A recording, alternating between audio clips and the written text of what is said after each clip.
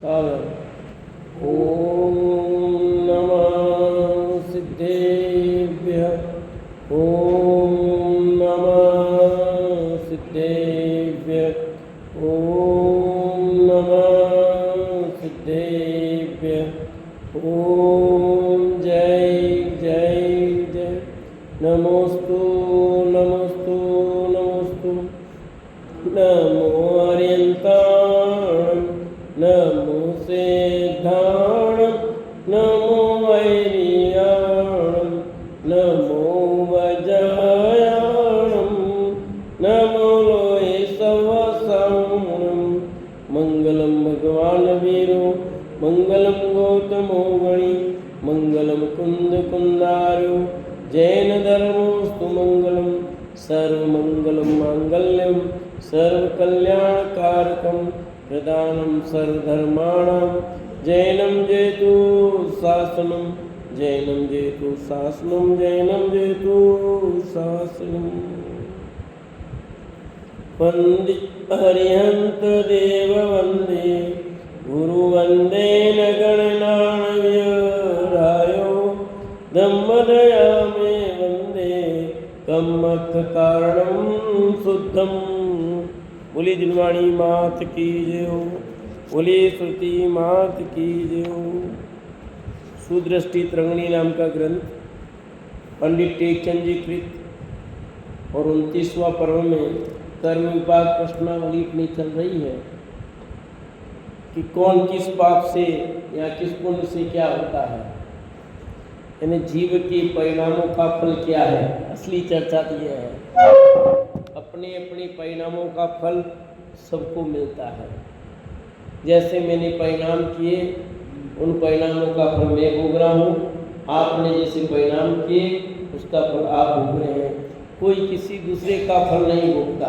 असली बात तो यह है, भले आरोप लगाया जाता है उसका फल, सब अपने अपने ही परिणामों का फल भोगते हैं। थोड़ा और बारीकी में जाएं तो कह सकते हैं अपने अपने अभिप्राय का फल सब भोगते हैं।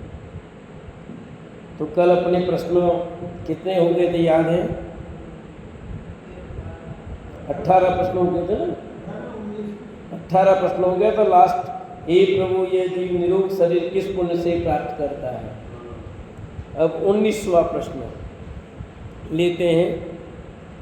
हे गुरुनाथ, जीवों के क्रूर परिणामी दुर्जन स्वभाव किस पाप कर्म के उदय से होता है।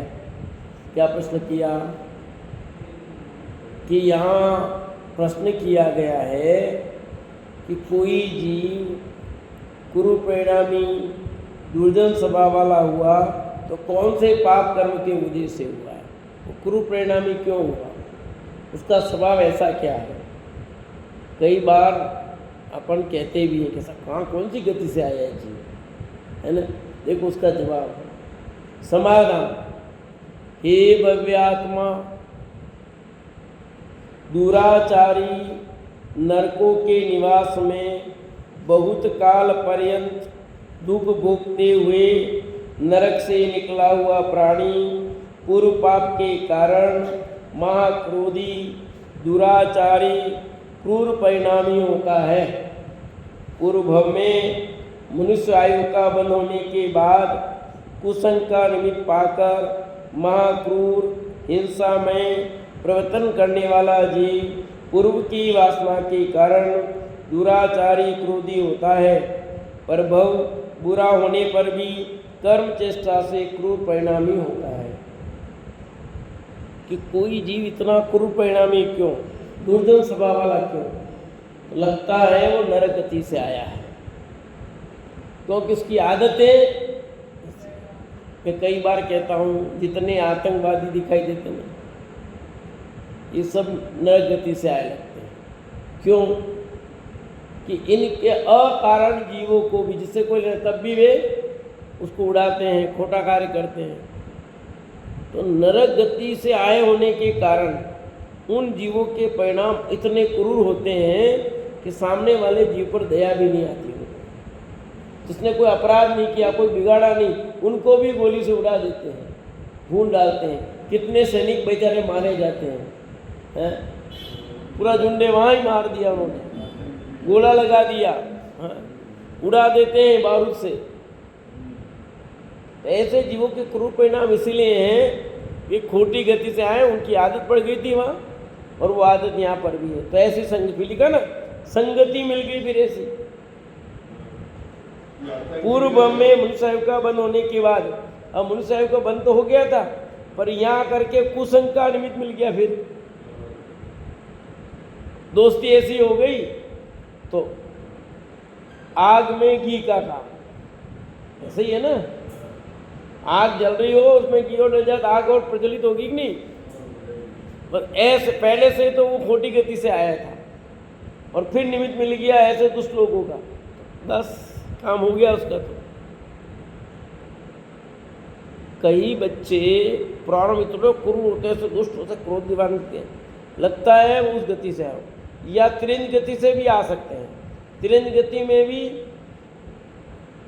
खोटे पशु, खोटे मतलब क्रूर पशु, जिनकी आदत जैसे काटने की आदत है, मारने भरने की नहीं, सी की प्रयास से आए हो, कुत्ते बिल्ली की प्रयास से आए हो, बहुत मायाचार का परिणाम दिख रहा है तो छिपकली के परिणाम से आया हो, ऐसे सब दिखाई देते हैं। और एक बात और लिखी यहाँ लास्ट में, पर्व में बुरा होने पर भी कर्म चेष्टा से क्रूर परिणाम होता है, या वो अंतिम में खराब परिणाम दिखे ऐसे समझना चाहिए खोटी गति में जाने वाला है। कई बार ये बात मैंने कही है, प्रारंभ में ऐसे लक्षण दिखाई देते हैं मतलब खोटी गति से है, अंतिम में क्रूर परिणाम दिखाई देते हैं, इसका मतलब खोटी गति में जाने वाला है। आदमी के परिणामों से पता लगता है। आप अपने परिणामों का लेखा जोखा लगा सकते हो, मैं कौन सी गति से आया हूँ या कौन सी गति में जाने वाला हूँ। कुछ बच्चे शांत स्वभावी होते हैं, आएगा आगे। तो परिणाम संस्कार पड़ जाता है, लिखा नहीं समझे को लिखा, संस्कार से दुराचारी नरकों के निवास में बहुत काल पर्यंत दुख भोगते हुए नरक से निकला हुआ प्राणी पूर्व पाप के कारण महाक्रोधी दुराचारी क्रूर परिणामी होता है। पूर्व में मनुष्य का बंद होने के बाद कुसंग का निमित्त पाकर हिंसा में प्रवर्तन करने वाला जीव पूर्व की वासना कारण, ये पूर्व की वासना कारण, ये पूर्व के संस्कार जो कारण वो वासना पड़ी है ना बराबर, तो दुराचारी क्रोधी होता है, उसको क्रोध, हर बात में क्रोध आता है, दुराचारी खोटी भावना होती है उसकी।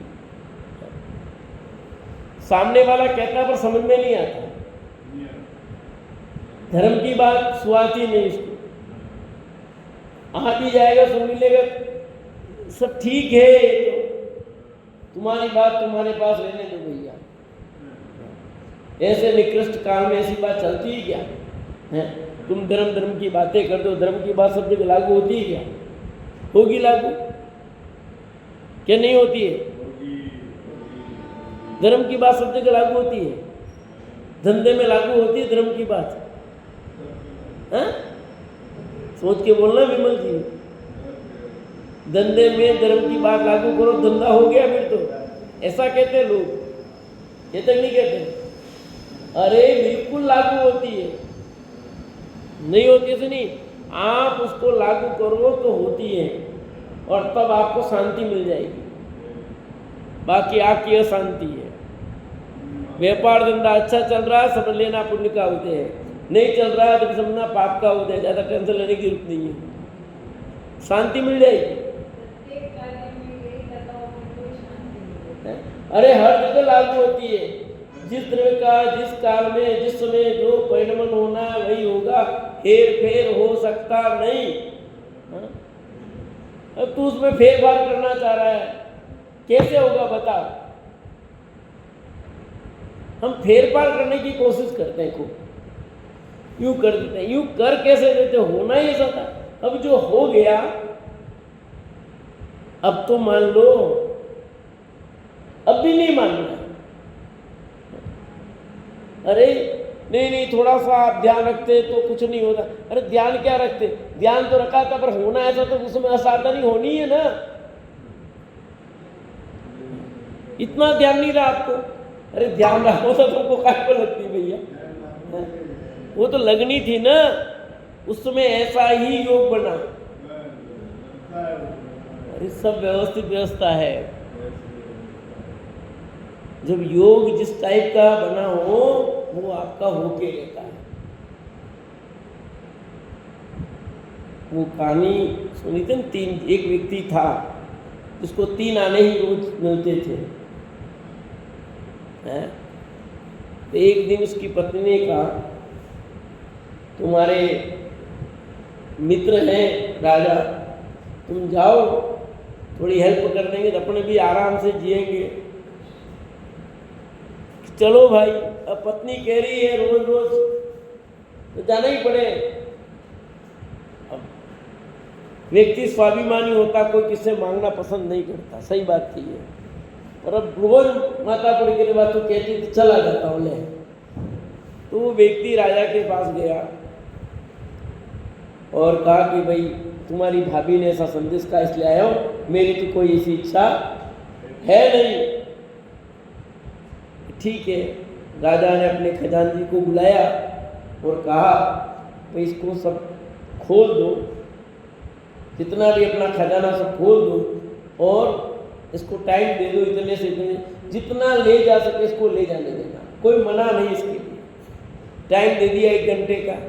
1 घंटे में तुम्हें जिस दरबार से जितना जो ले जाना हो वो ले जा सकते हो, कोई बिल्कुल मनाही नहीं है। ठीक है, एक एक खजाना खोल गया। उसने कहा इससे बढ़िया और होगा वहाँ ले लूँगा। दूसरा देखा, तीसरा देखा, दिखता और लास्ट में पहुँचा, टाइम हो गया। अब उसने वो लास्ट उस सिक्कों की ऊँट भरी और भागा और बाहर खोल के देखा तो 3 आने ही थे। समझ आएगी? तो उसने निर्णय कर लिया कि भाग्य में भी 3 आने ही लिखे हैं, तो 4 आने 12 आने रुपया कैसे मिल सकता है लेना। और इतना दरबार खुला तो सब कुछ लेके, परंतु उसके भाग्य में ही नहीं था, तो कहां से मिल जाएगा दादा। तो वस्तु स्वरूप को आप समझ लो तो बहुत शांति मिलती है। नहीं समझोगे तो फिर यही होगा। तो कोई भी जो परभव में जाने वाला है, खोटी गति में जाने वाला है, तो उसके अंतिम परिणाम क्रूर होंगे, अच्छे नहीं होंगे उसके परिणाम, शांत परिणाम नहीं होंगे। अच्छी गति में जाने वाला है उस जीव के परिणाम अंतिम समय के शांत होंगे। हाय तो मचा रहा है कि शांति उसके जीवन में, देखो आप। बाकी अपन तो सब स्वर्ग ही भेजेंगे, अपन किसी को नरक नहीं भेजेंगे, स्वर्गीय। अपन तो कार्ड में यही लिखेंगे, क्या लिखेंगे? स्वर्गीय लिखना है। किसी को अपने को नरकगामी ऐसा कुछ तो लिखना नहीं, ना लिखना चाहिए, गलत है। लिखना तो अच्छा ही चाहिए, कभी भी किसी के भी प्रति कोई भावना बुरी नहीं होती है। सामने वाले ने बुरा किया हो तो वो जाने, पर अपने यहाँ तो अच्छे ही शब्द होने चाहिए। अब देखो बहुत सुंदर प्रश्न अगला उल्टा इसका। हे गुरु, ये जीव सज्जन भाव से किस पुण्य से होता है? सज्जन भी तो होते हैं, तो सज्जन किस पुण्य के उद्देश्य? इतना सज्जन आदमी कहाँ का, ये इतना भोला आदमी कहाँ से मिल गया इनको? समझ है कि नहीं?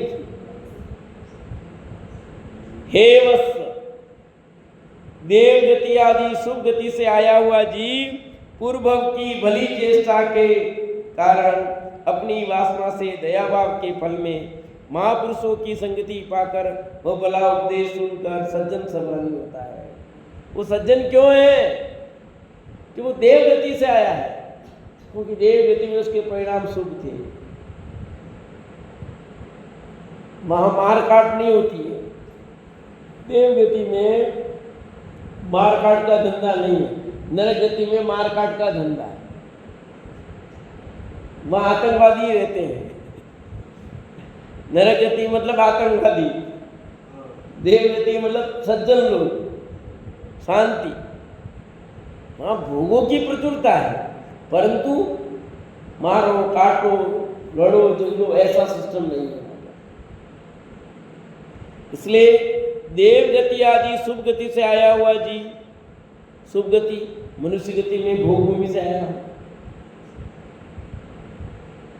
अच्छे विदेश क्षेत्र के शांति जगह से आया हो, विद्याधर से आया हो जी, पूर्व की बली चेष्टा के कारण, अच्छी चेष्टा के कारण उसकी वासना से दया भाव के फल में महापुरुषों की संगति पाकर, और फिर इधर भी महापुरुषों की संगति मिल गई, सज्जनों की संगति मिल गई, तो सोने में सुहागा हो गया। पूर्व में था और संगति और अच्छी मिल गई, तो उसके परिणाम कैसे होंगे? शांत होंगे, निर्मल होंगे, उसको लड़ाई झगड़ा पसंद नहीं होगा, उसको एक किच पसंद नहीं होगी।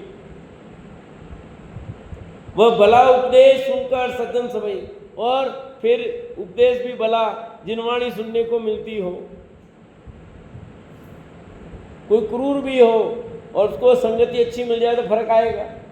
क्रूर हो और क्रूर का स्वभाव मिल जाए तो फिर अपने लोगोक्ति है ना, पहले से कड़वा करेला और नीम चढ़ा, नीम चढ़ा करेला, करेला चढ़ा नीम है, करेला वैसे ही कड़वा और फिर नीम पर चढ़ गया, क्या होगा?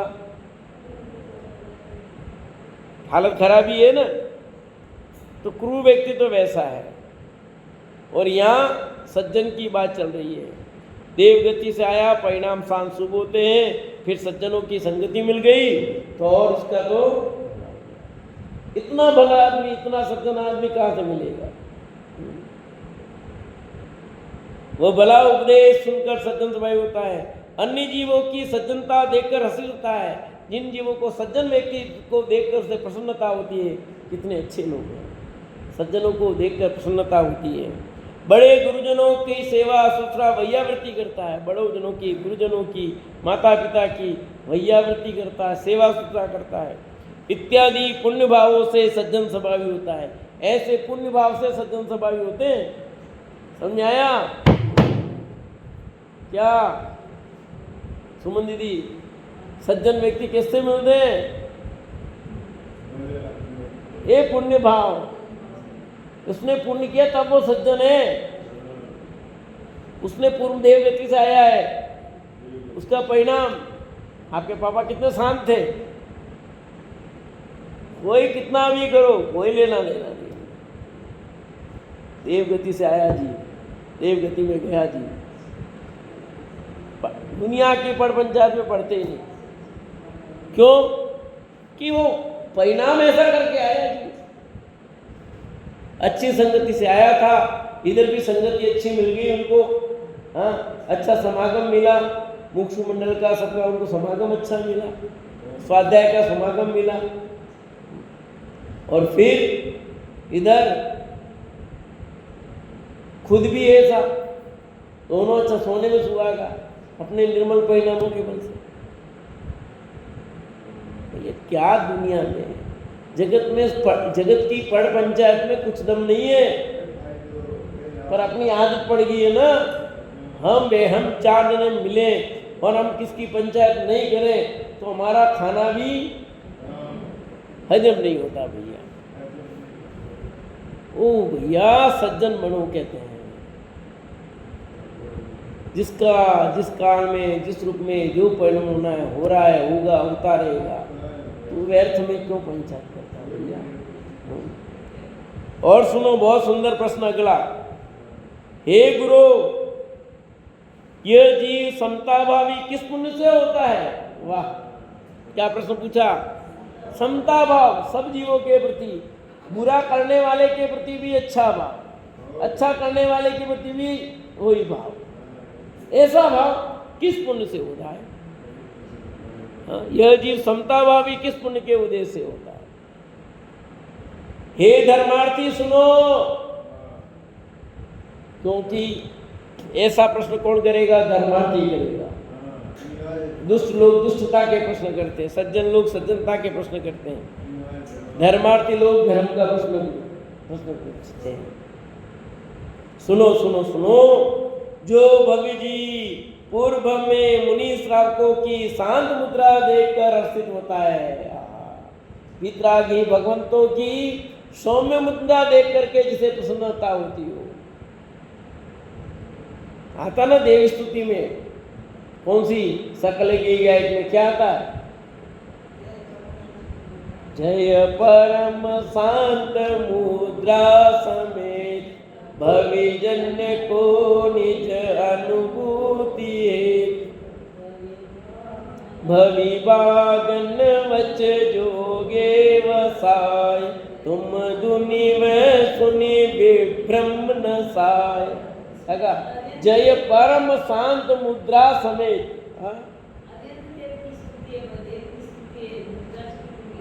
मुनिराज की नहीं कहा मैंने, भगवान की कही, आपने सुना नहीं तो देवी स्तुति बोला मैं। हाँ कि जय परम शांत मुद्रा है। हे भगवान आपकी कैसी मुद्रा है? परम शांत मुद्रा है। इसमें आया ना, देखो जीवने पूर्व में शांत मुद्रा देखी, भगवंतों की, मुनिराजों की। परम गुरु है अनंत परमात्मा, तो वो भी मुनिराज नहीं है अभी तो। परम शांत मुद्रा देख करके सौम्य मुद्रा।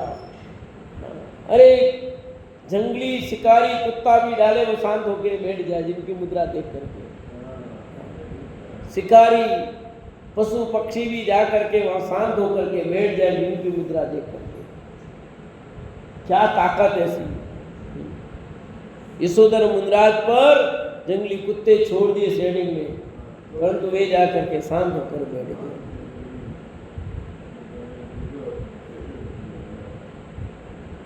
तो मुनिराजों की, भगवंतों की, श्रावक जनों की शांत सौम्य मुद्रा देख करके हर्षित होता हूं। कैसी मुद्रा है, कैसे परिणाम इस जीव के। जिन्हें देख के पद्मासन या कायोसर्ग शांत मुद्रा देखकर जिसने अनुमोदना की हो, तीन लोक के नाथ सर्वज्ञ परमात्मा जिनकी परम शांत मुद्रा देखकर जिसने अनुमोदना की हो, ओ भावना भाइयों प्रभु वह शुभ घड़ी मुझे कब मैं आप जैसी दशा को प्राप्त हो सकूं। मुझे भी वही दशा चाहिए जैसी आप हो।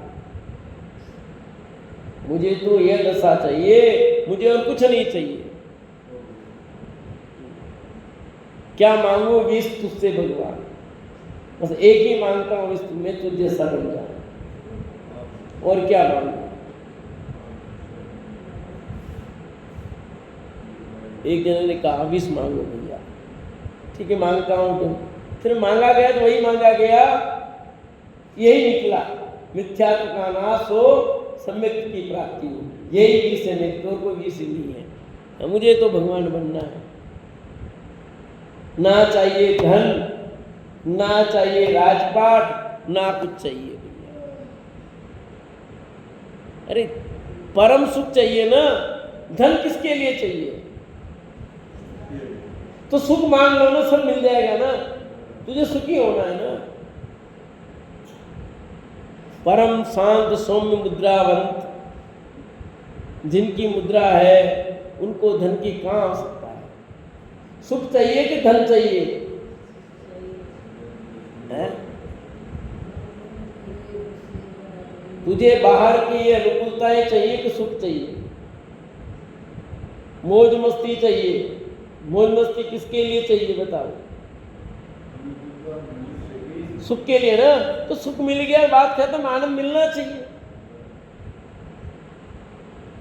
नीचे लिखा था ना, कोटेशन पढ़ा हो किसी ने, क्या लिखा था कि चक्रवर्ती आदि अपने महल ऐसे आनंद के महल से जैसे बाहर निकलना नहीं चाहते।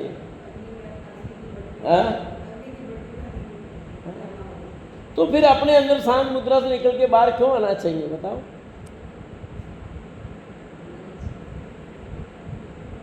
अन्य जीवों के क्रूर वचन सुनकर समता धारण कर उन पर क्रोध भाव नहीं किया।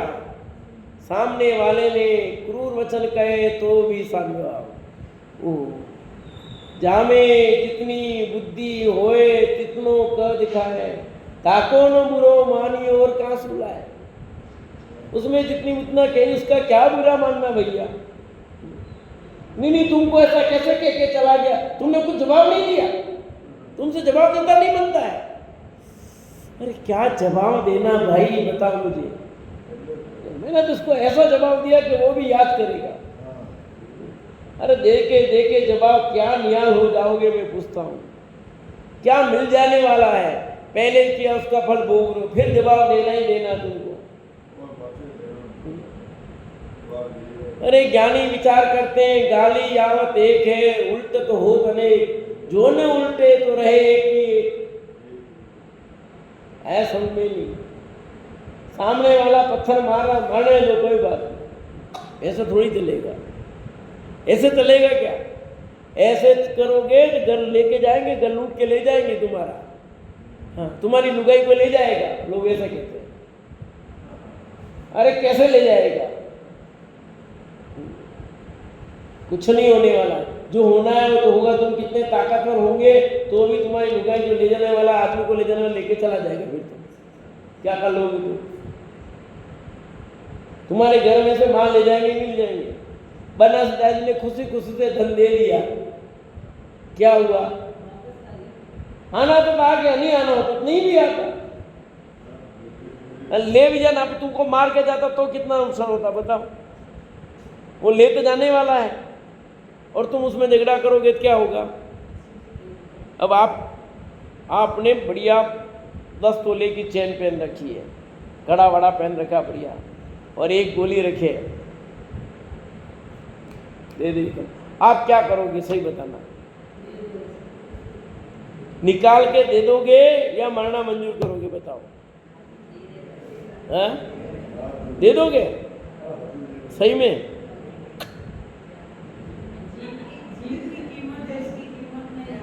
अरे खुशी से दो, दुखी से दो, कुछ भी, पर एक बार तो निकाल के देता हूँ भैया, देता ले जा ले। तो आप अपने जीवन को बचाना पसंद करते हो या उस तोले को, 10 तोले को? जाने दो ना, जाएगा फिर कमाएंगे यार। और नहीं कमाना नहीं होगा, पर नहीं होगा तो भी दे देता हो, क्योंकि प्राण की रक्षा पहले करनी है, नहीं करनी। प्राण की कीमत पर तुम सोने को बचाना चाह रहे हो तो प्राण भी जाएंगे, सोना भी जाएगा वो तो आप 2 में 1 तो बचा लो। नहीं, डरपोक हो तुम तो। इसमें डरपोक की बात नहीं है, यहाँ डरपोक की बात नहीं है, देने में ही भलाई है कि नहीं है? बताओ। नहीं डरपोक था, मैं होता। अरे तू अपनी जान बचा सकता था और सोना भी बचा तो समझ में आता था। सोना भी जाता और जान भी जाती, इसमें क्या फायदा है? उसने बुद्धिमानी का काम किया है। तो समता भावी जीव तो ऐसे होते हैं, कोई बात नहीं। जाने जो गया है वो ठीक, नहीं गया है तो भी ठीक, जो हो रहा है अच्छा है। किन परिणाम से वो बता रहे हैं? अन्य की क्रूरता देखकर स्वयं उन पर दया करता है, संसार की विडंबना देखकर संसार से उदास रहता है। जिसने ऐसा काम किया वो होता समता भाव। संसार की दशा देखकर उदास रहता है। धन शरीर आदि संपदा सामग्री को चंचल देखकर, राग द्वेष आदि भावों को दुखदाता जानकर, क्रोध मानादि का त्याग कर मंद कसाय रूप होता है, इत्यादि शुभ भावों से समता भाव प्रकट होता है।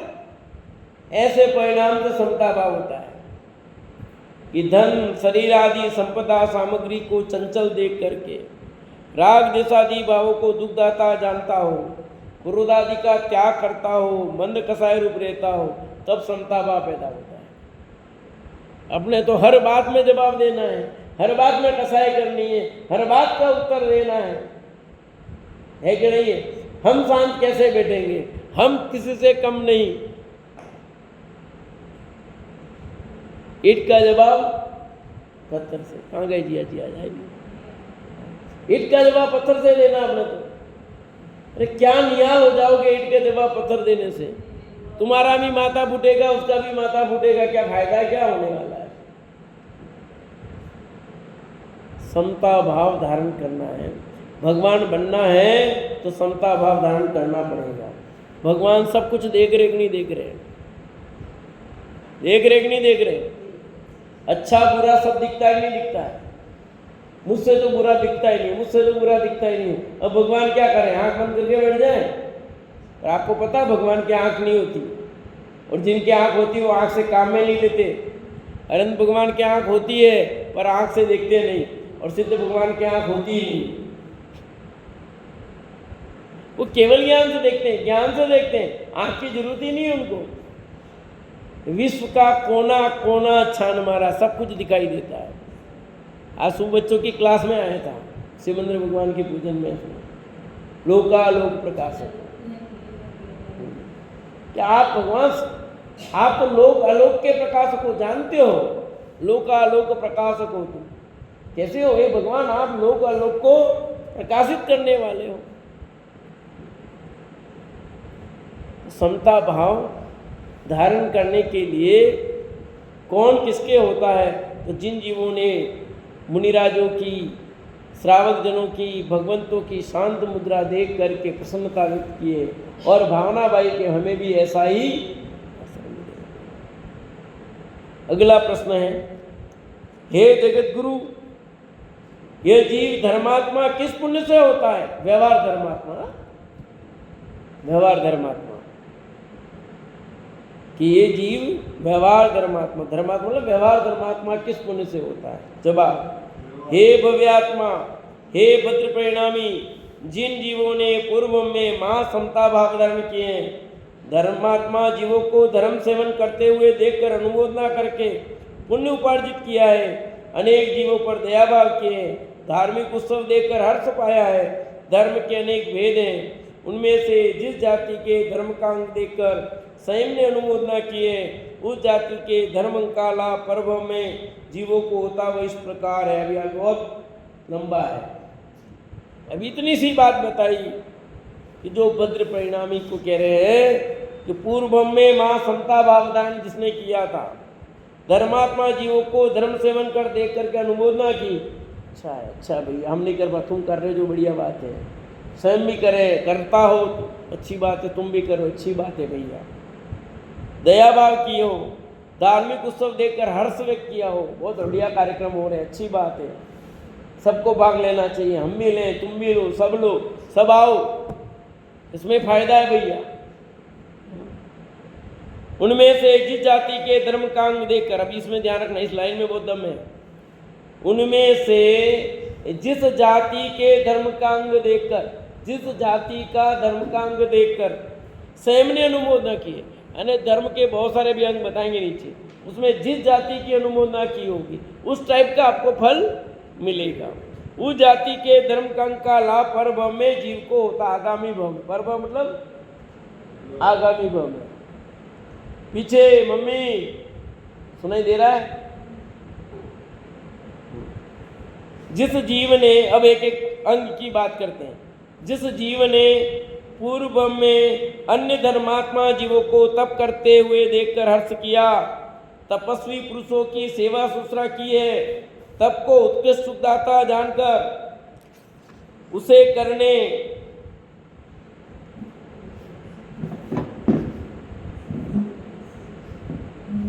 करने की अभिलाषा की है, इत्यादि प्रकार से तप अंग की अनुमोदना के फलस्वरूप भवांतर में तप धर्म का लाभ प्राप्त होता है। यानी जिसने तपस्वियों की अनुमोदना की है वो तप करेगा,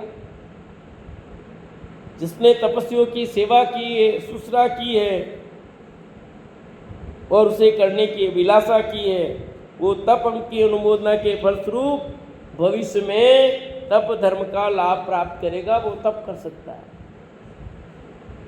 फिर अगली बात, जिसने अन्य को भगवान की पूजा स्तुति करते हुए देखकर उसकी अनुमोदना की है, भगवान के भक्तजनों को देखकर उनके प्रति प्रीति भावपूर्वक उनकी सेवा शुश्रूषा की है, स्वयं को भी भगवान की पूजा करने की अभिलाषा अत्यधिक रही, इत्यादि रूप में पूजा की अनुमोदना चाह रूप भावों के फलस्वरूप भवांतर में प्रभु की पूजा के भाव होते, पूजा रूप धर्म का अंग प्राप्त होता है। किसको पूजा का अंग का प्राप्त होगा? यानी पूजा करने का भाव किसको बनेगा? जिसने पूर्व में पूजा करते हुए लोगों की अनुमोदना की हो, अभिलाषा रखी हो कि मेरे को भी अवसर मिले। आपको पता है 4 जीव जब मुनिराज को आहार हो रहा था और मेढक आदि देख रहे थे, हैं अंदर नेवला देख रहे थे और उन्होंने अनुमोदना की उस आहार की, तो देखो क्या फल मिला उनको। पूरी लंबी कहानी नहीं कहना, आप सबको पता है। तो देख करके प्रसन्नता अनुभव की, अनुमोदना कर दी आपने। वो कितनी सुंदर पूजा कर रहे हैं ये लोग, हैं, और मैं नहीं कर पा रहा हूँ, हैं। ये लोग कितनी अच्छी तरह से समूह में पूजा करते हैं, कितनी बढ़िया ठाठ से पूजा कर रहे हैं, और मैं पूजा मुझे भी अवसर प्राप्त हो, तो उसको ऐसा अवसर मिलता है। तो अभिलाषा भावना होनी चाहिए। फिर है, जिन जीवों ने पूर्व में अन्य जीवों के नियम प्रतिज्ञा लेते देखकर, घृत दुग्धादि रसों का त्याग करते देखकर, तांबूल वस्त्रादि परिग का परिणाम करते देखकर, दयाभाव सहित प्रवृत्ति देखकर उनकी प्रशंसा किए, अन्य संयमों को देखकर संयम की अभिलाषा किए इत्यादि संयम की अनुमोदना के फल से भवांतर में संयम रूप संपदा प्राप्त होती है। जो संयमियों की अनुमोदना करेगा, संयमियों का भावना पाएगा, उसको संयम प्राप्त करने का अवसर मिलेगा। जो संयमी को देखकर निंदा करता हो, क्या है सब ढोंगे, तो संयम धारण करना 2 प्रकार का संयम है, इंद्रिय संयम और प्राणी संयम। तो दोनों प्रकार का संयम जिसका पालता हो, उनकी प्रशंसा की हो, उनकी अनुमोदना की हो, संयम करने का प्रयास किया हो और अभिलाषा की हो, वो जीव आगामी भव में संयम धारण करता है। इसलिए कहते हैं कि वह शुभ घड़ी कब आएगी जब नग्न दिगंबर भावलिंगी संत बनकर वन में विचरण करूंगा। भावना तो भाव, कैसे संत हो। देखो ग्वाले के जीव ने मुनिराजों को शास्त्र दान दिया, ठीक है ना, कोई शास्त्र उनका तो था नहीं, पर उन्होंने विचार किया ये दिगंबर संत इनके काम का है, ये इनको दे दूं। उससे भावना भाई, देखो कितना बढ़िया जग उत्पन्न हुआ और स्वयं मुनिराज बनकर के पूरे जगत में प्रसिद्ध हो गए। प्रसिद्धि के लिए मुनिराज नहीं बने। और देखो इस पंचम काल में भी विदेश क्षेत्र जाने का अवसर मिल गया, साक्षात शिवेंद्र भगवान के दर्शन करने का अवसर मिल गया। एक बच्चा पूछ रहा था मेरे को बारी, इसने पूछा था, मुझे याद नहीं आ रहा है, जब से उसमें पूछा था, कृष्णा ने पूछा था, किसने पूछा था मुझे कि अपन, हाँ कृष्णा ने पूछा था, हम विदेश क्षेत्र नहीं जा सकते क्या, हम विदेश क्षेत्र नहीं जा सकते क्या। मैंने कहा जा सकते हैं। कि कैसे जा सकते हैं, मैं कहा फ्लाइट से नहीं जा सकते या तो इस पर्याय को पूर्ण करके देव पर्याय में जाएंगे तो वहां से जा सकते हैं, या कोई देव ले जाए तो ले जाए तुमको, बाकी नहीं जा सकते। आगामी पर्याय में देव पर्याय प्राप्त होने पर देव बनो देवी बने जो भी बनेगा, तो आगामी भव में जब देवगति प्राप्त होगी उस पर्याय से हम साक्षात समंदर आदि 20 तीर्थंकरों के दर्शन कर सकते हैं, उनकी दिव्य दनि का लाभ ले सकते हैं। और वर्तमान पर्याय में थोड़ा मुश्किल है, जा तो सकते हैं पर ले कौन जाएगा। उदय विशिष्ट हो, तुम्हारे महान पुण्य का उदय हो कुंद कुंद जैसा, और वैसा दिखाई देता नहीं, तो कौन ले जाएगा। 2 जनों के नाम मिलते हैं, कुंद कुंद और जैसा ना, 2 मुनिराजों के मिलते हैं। हाँ पूज्यपात का 2 ही मुनिराज का मिलता है और किसी का मिलता नहीं है। और अपना विशेष पुण्य हो कोई ले जाए तो अच्छी बात है। आपके घर से कोई गया हो न कह दो उसको ले जा मेरे को भैया, तो ले जाए तो अलग बात है। नेक्स्ट देखो, जिन्होंने पूर्व में अन्य जीवों को सिद्ध क्षेत्र की यात्रा के लिए गमन करते हुए देखकर तथा सिद्ध क्षेत्र की वंदना के लिए संग जाते हुए देखकर उनकी अनुमोदना की है। सिद्ध क्षेत्र यात्रा की अभिलाषा रखी है।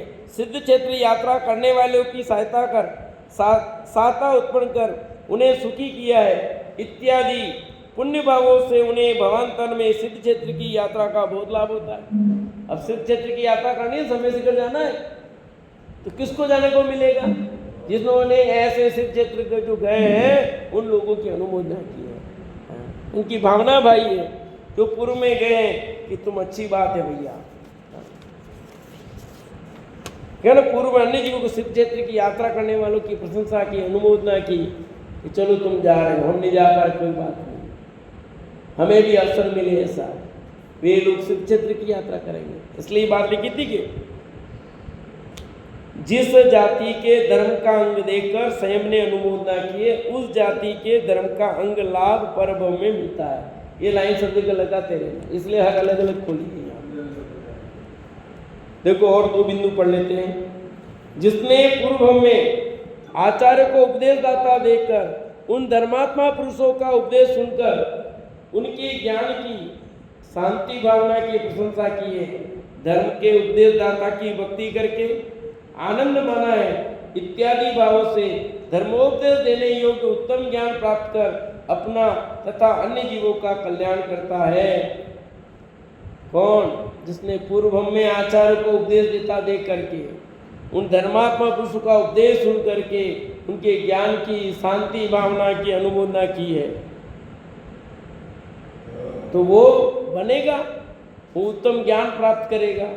जिसने ज्ञान की प्रशंसा की, उत्तम ज्ञान की प्रशंसा की, उत्तम ज्ञान प्राप्त करेगा, उत्कृष्ट ज्ञान का दाता होगा। जिसने ज्ञान की निंदा की है ज्ञान की कमी हो जाएगी, इसके ज्ञान की उच्च ज्ञान की निंदा उनको प्रशंसा कर अनुमोदन, अच्छा है इसका ज्ञान तो भैया। इस प्रकार धर्म अंगों के अनेक भेद हैं। धर्म के जिस जिस अंग की स्वयं ने सहायता की है, अनुमोदना की है, उस धर्म के अंग का लाभ होता है, धर्म का फल उत्पन्न होता है। इसका निष्कर्ष ये निकला है कि हमें जो भी सुविधा मिल रही है धर्म के संबंध में, हमने पूर्व में ऐसा किया था उसके फल में। आपको सिद्ध क्षेत्र की वंदना करने का अवसर नहीं मिल रहा है तो आप सोच लेना कभी तक हमने ऐसा नहीं किया था। हमें पूजा का अवसर नहीं मिल रहा है तो हमने किसमें बाधा पहुंचे। जिसमें अंतरा आ रही है तो आपने अंतरा डाली है किसी की, और आपको अनुकूलता मिल रही है तो आपने अंतरा भी डाली है। तो हम अच्छे परिणाम करें, अच्छे भाव रखें, अच्छे कार्य होगा। सीधी से जैसी करनी वैसी भरनी। अपने परिणाम उच्च कोटि के रखो, अच्छे रखो, किसी के प्रति बुरी भावना मत रखो, समस्त जीवों के प्रति अपना समता भाव हो, करुणा भाव हो, दया भाव हो, अपने अंदर वैसे भाव हो कि मेरा कल्याण हो। बस ये भावना भाव के प्रभु आप जैसा मैं कब बन जाऊं, मुझे वह भावना उत्पन्न हो कि मैं नग्न दिगंबरी भावलिंगी संत बन करके आपके इस पथ पर चल बढ़ूं और वह दशा प्राप्त करूं। निरंतर ये भावना भाते रहना चाहिए। से चर्चा के चलेगी।